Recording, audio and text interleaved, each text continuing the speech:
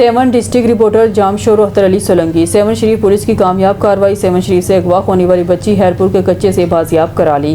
बच्ची को अगवाकारों ने 10 लाख रुपए में फरोख्त किया था। पुलिस ने छापा मारकर बच्ची को बाजियाब करा लिया। सेवन शरीफ पुलिस ने 4 मार्च को अगवा होने वाली बच्ची को बाजियाब करा लिया है।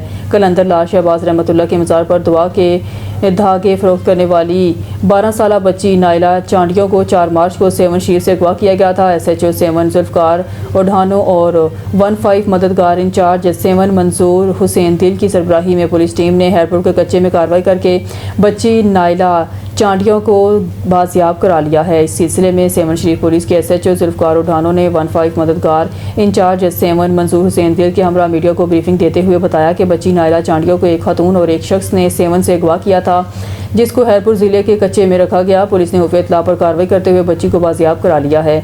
उन्होंने मज़ीद कहा, बच्ची नाइला चांडियों को अगवाकारों ने 10 लाख रुपए में फ़रोख्त कर लिया था। अगवाकारों का बैनल सूबाई गिरोह है जो बच्चियाँ अगवा करके फ़रोख्त करता है। पुलिस ने अगवाकार 2 ख़वातीन को भी गिरफ्तार कर लिया है, जिनसे तफ्तीश जारी है। जल्द मज़ीद मुलज़मान को भी गिरफ्तार किया जाएगा।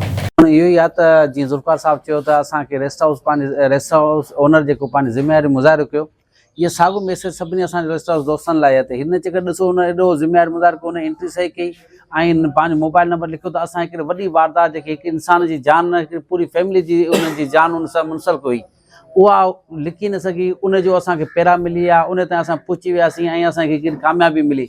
इन करे हिन प्लेटफॉर्म सां गॾो गॾु असां चवंदासीं सभिनी रेस्ट हाउस जे दोस्तनि खे त साॻी तरह सां इहो पंहिंजो ज़िम्मेवारी आइंदा बि मुज़ाहिरो रखनि त ताकी को बि लुच लोफर या 2 नंबर माण्हू पंहिंजी अचे कार्रवाई में कामयाबु न थी सघे।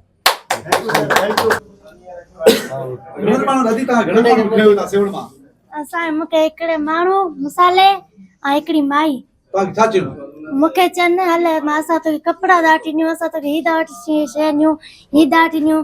मूंखे ॾटो ॾी खणी आ। हा न हा कार ई कार उनमें मूंखे खणी आ।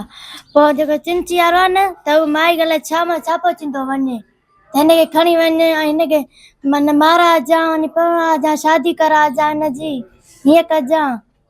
जेको रश्के वारो आहे माई खे चोरी मां रड़ियूं कयां सही पर मूंखे झले पियो अचे, पर रड़ियूं कंदी आहे त मां उते हली मारींदो माए। अच्छा पोइ आज़ाद तव्हां कीअं हींअर आज़ादी कीअं पहुता हो? असां हिन साहब कीअं ॿुधायो न, उहो साहब कीअं आयो हुते तव्हां? कहिड़े टाइम ते पहुतासीं? मजन सुबुह हा। ऐं तव्हांखे भला माल पंहिंजे मालिकनि खे ॾिसी कीअं महसूसु थियो? तव्हां उते रुनो पे दाऊ बाऊ के पे उते तव्हांखे ॿधी छॾियो या छा? तव्हां माइट कोन माउ पीउ त यादि पियो ईंदो तव्हांखे? हा मां मारवा पई भाई मूंखे ॿधो कोन। न तव्हांखे छा पिया कनि? तव्हांखे हुननि जो छा इरादो? तव्हांखे केॾां वठी माना मूंखे वठी आहे त असां हिन जी शादी करायूं तने मूंखे वठी आहे। पैसा न खपनि पिया या तव्हांखे पंहिंजी कंहिं फैमिली में? न न पैसनि में। अच्छा तव्हां सां जेके ॿिया जेके तव्हांखे वठी आहे जेके तव्हांखे लाइ उहे केॾा विया? उहे जवाबदार उहे पंहिंजा पैसा वठी भॼी विया अलाए किथे। पुलिस जेॾी महिल आई त उहे केॾा विया? कोन आहे न भॼी विया। तव्हां अकेले ई छॾे हलिया? हा ये मायूं तव्हांखे मथां बिहारियूं जेके गिरफ़्तार थी मायूं तव्हां सां गॾु? इहे तव्हां पुछो, इहे मायूं तव्हां सुञातियूं? तव्हां पुछो जेके मायूं गिरफ़्तार थियूं आहिनि हिते हुई सेवन में आहे हा ऐं साॻी हुई तव्हां जेके गिरफ़्तार थिया हा जेके साहब वारा वठी आया इन्हनि माइन हा जी साॻियूं आहिनि। ये तो तव्हांखे वठी आयूं? इन्हनि माइन जी निशानदेही अॼु पाण खे ही मायूं गॾु असांखे ही मायूं असांखे हुननि त वरी उते ड्रामो इहो कयो त असां पाण अॻुवा थियल आहियूं। असांखे हे हा मायूं माइन पंहिंजो असां बि अॻुवा थियल आहियूं। पोइ हिन माई के मर्द त माई वरी कीअं? ॿ मायूं असां गिरफ़्तार कयूं।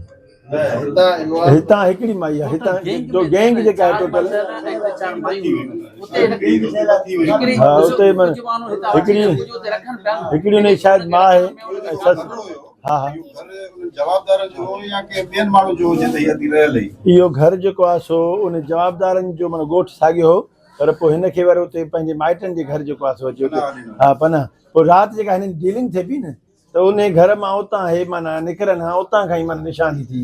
बाय द वे असांखे कंहिं हिकिड़ो सोर्स जेको असां मेंशन करणु मुनासिब नथा सम्झूं त हिकिड़ो पुलिस जो इतमाद आहे उहो असांजे लाइ तमामु वॾी अहमियत रखे पियो। उहो सोर्स त कुझु शयूं आहिनि उहो सोर्स जे असांजी हेल्प न करे राति जेके राति असां कार्रवाई आहे जेके सुबुह लेट 10 खां पोइ वञूं आहे त इहा अधी शायदि असांखे कोन मिले हा। इन करे असांजो राति हुते पहुचणु ज़रूरी हो ऐं 10 खां पहिरीं इहा कार्रवाई हुजणु ज़रूरी।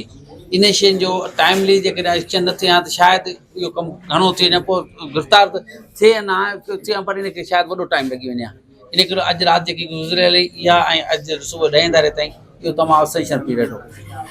बाक़ी कुझु आहिनि ज़ारी ॻाल्हि को डिपार्टमेंट जा आहिनि मामला कुझु कंहिं असांखे जेको सोर्स आहे हुनजी सिक्योरिटी अहमियत इन खे रखूं।